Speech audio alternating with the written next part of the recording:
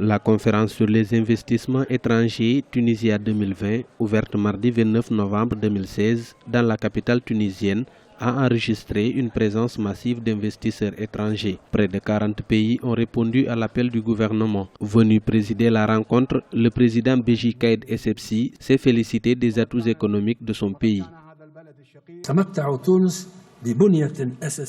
La Tunisie dispose d'une infrastructure avancée et d'une économie ouverte et compétitive intégrée au marché mondial, ce qui en fait une véritable destination d'investissement et d'exportation sur les marchés européens, arabes et africains. L'expérience démocratique en Tunisie est initialement d'intérêt national, mais elle profite également aux intérêts de la région et améliore la sécurité et la stabilité sur les fronts régionaux et internationaux.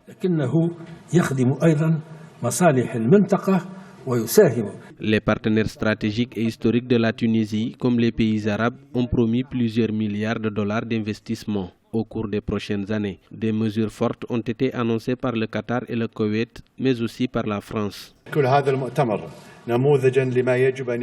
Cette conférence est un modèle de ce que la communauté internationale devrait faire pour aider au vu du succès de ces expériences prometteuses, car les consultations après les catastrophes ne servent pas à grand chose. Nous rappelons à nos amis et aux amis de la Tunisie partout dans le monde que la meilleure façon de faire face à l'extrémisme et à la violence est la prévention, car il n'y a pas de solution garantie après la propagation du phénomène.